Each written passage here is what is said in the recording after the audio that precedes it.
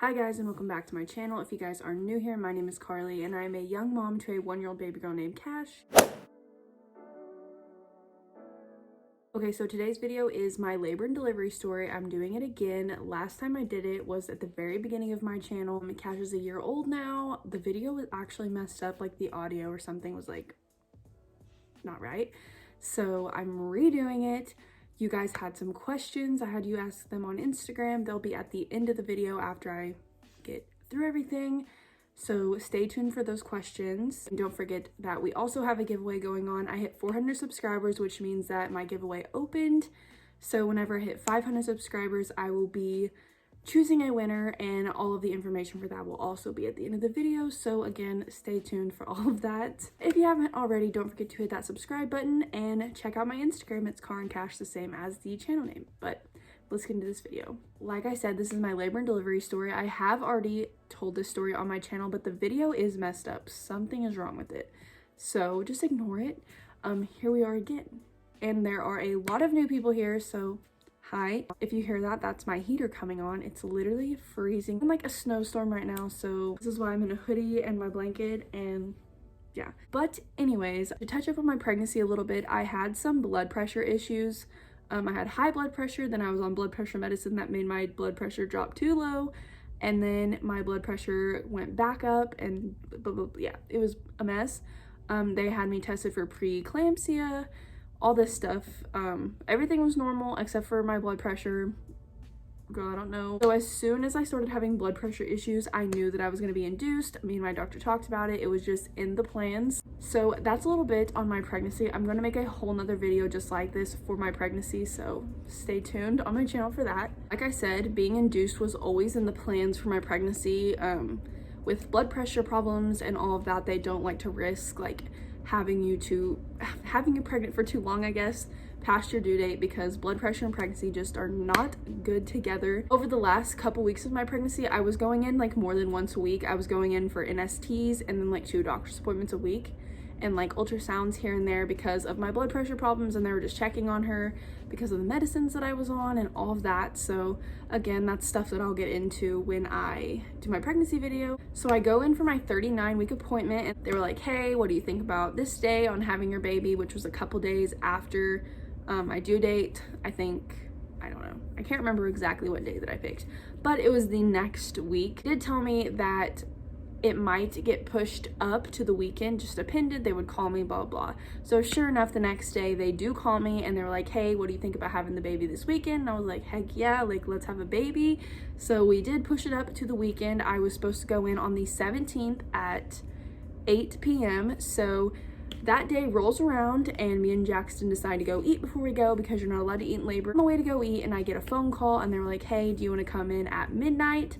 And I was like, sure, why not? We get there, we get checked in, we get our paperwork filled out, we into our room. But then after that, we like get changed to my gown and I get into the bed and they start me on a Cytotec pill, I'm pretty sure is what it's called, which is just something that they stick in you, and then it's supposed to help your cervix soften and help it kickstart into dilation. So I didn't feel any contractions at all, and I also couldn't sleep. Jackson slept like a freaking baby, I'm pretty sure, but I, on the other hand, could not sleep. I was nervous and I was waiting for my contractions, I guess. So I woke up at like, I don't even know, it was so early, and they come in, they were like, let's check you. I was at a 0. So they're like, we're gonna give you another pill at this time. They get me breakfast, all of that.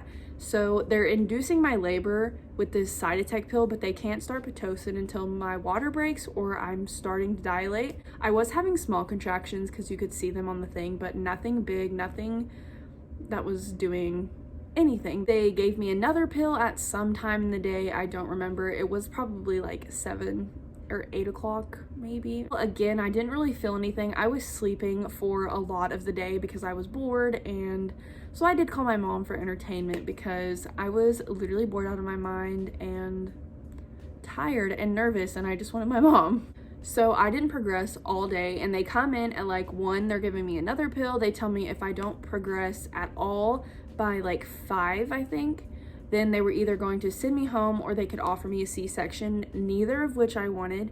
I definitely did not want a C-section. I definitely did not want to go home and go into labor by myself, not in a hospital, because that freaked me out. So I went back to sleep. I was snoozing. I was having a good nap. And at 3:45-ish, I feel like this gush of water. And I was like, what the hell is that? I literally thought I peed myself at first, but then I was like, wait a second. I was like, Mom, I think my water just broke. So she's like gonna walk all the way down the hallway. She did. I don't know why she didn't just ring my button on my bed. Walks down the hallway because she thought I was just like lying, I guess.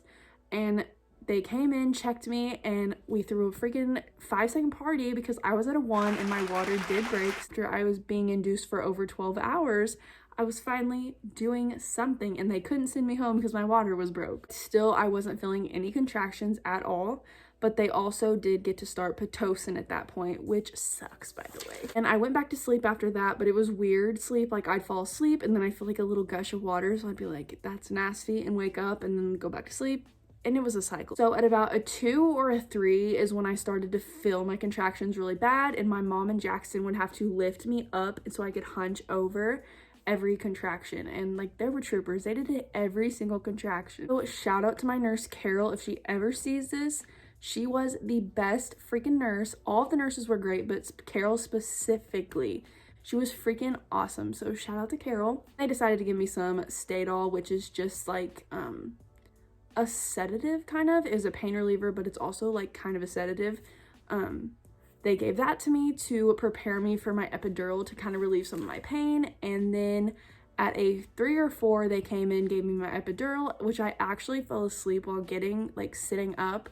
I fell asleep. So I was feeling loopy. After that, I slept a whole lot. I think I slept for like actually hours because I was comfortable. I wasn't feeling any pain. I remember waking up and I think I was at like an 8-ish. I was just like ready to get the dang thing done. I was tired of being in the bed. I was tired of not having my baby because that's why I came here, and I'd been here for so long.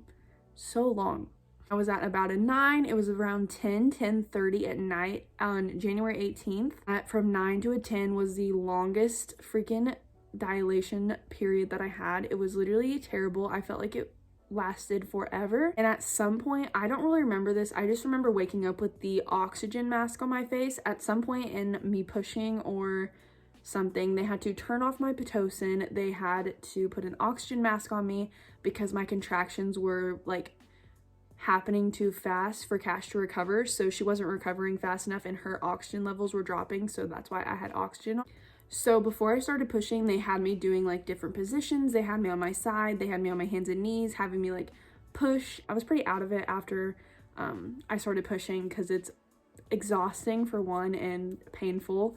Even if you have your epidural, it's still kind of, it's a lot of pressure down there and it's uncomfortable to say the least. And I pushed for a long time. I don't even remember how long, but my mom did say that it was for a pretty long time. And then at 4:10 in the morning on January 19th, Kash was born and she was 20 inches, 7.6 pounds. And I remember it, I guess, differently. Jackson said that he got to hold her before me, but I don't think that's true. I remember as soon as she came out, they were like, look down, look down. So I did, and she looked terrifying. I was like, girl, what?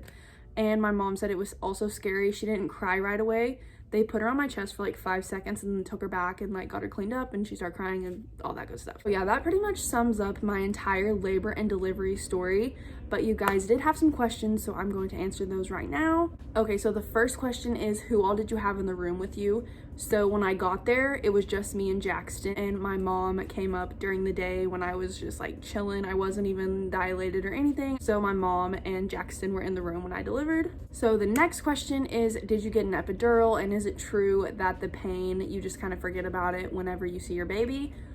Yes, I did get the epidural. I think a part of her question, I'm trying to remember it off the top of my head, was, did your epidural hurt? I fell asleep. I didn't feel a thing. I barely remember getting the pinch for the numbing. Yeah, the epidural was a freaking breeze, which I'm probably not going to be that lucky next time, so knocking on wood right now. And as for the pain, everyone always says it's like the worst pain that you could ever feel, but you would do it again. That's how I feel. So it is true that you just kind of forget all about the pain and it's worth it and you would do it again. Another question is, what did you get for pain management? So I got the epidural, of course, and then I also got the Stadol medicine, and then after I had Percocet and another like ibuprofen sort of thing. Next is, did you tear and what was the worst part of labor? So the worst part, I think, of my personal labor was just the waiting all day for me to progress and not progressing for so long. That was the worst part. I think the labor itself wasn't terrible. Like, it's so hyped up to be so bad. And some people do have really bad experiences during labor, but mine just wasn't that experience. It was really good.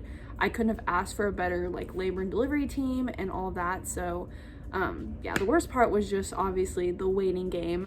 And then obviously the scary part of Kash's oxygen dropping and being put on oxygen. That was probably the worst part. And did I tear? Yes, I had a 2nd-degree tear, and if you guys want me to do like a postpartum Q&A, I can obviously do that too. So comment down below, go to my Instagram, say it somewhere, and I will definitely do that. Did you get to see your baby right away? Yes. Whenever she first came out, they had her down in between my legs, obviously, and they said, look down, look down. So I got to see her then, and then they placed her right on my chest. Did it go smoothly? For me, I think it definitely went pretty smooth. I didn't have any expectations leading up to it, except for that I was terrified because I had heard about how painful it was and this and that and this and that.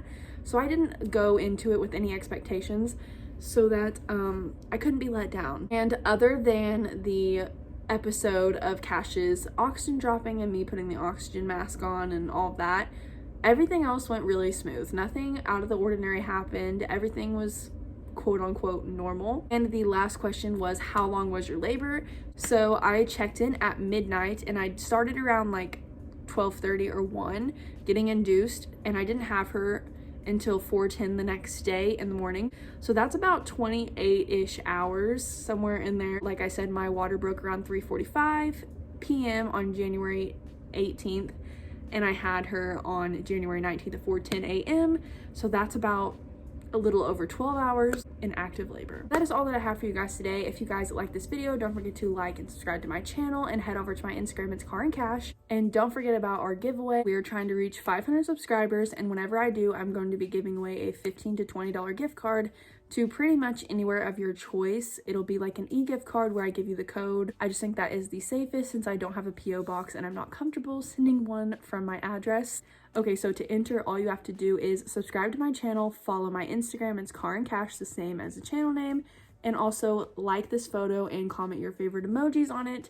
And there is some information down there about how to get extra entries, so go to check that out for sure. Also, if I hit 500 subscribers by the end of February, I'll be giving away an extra gift card plus shout outs on my channel and on Instagram. So take advantage of this opportunity to subscribe and help me reach my goal and get yourself a gift card so you can treat yourself. That is officially all that I have for you guys today. Don't forget to like and subscribe to my channel. Head over to my Instagram, and my other social medias are in the description box below. And yeah, I'll see you guys in the next video.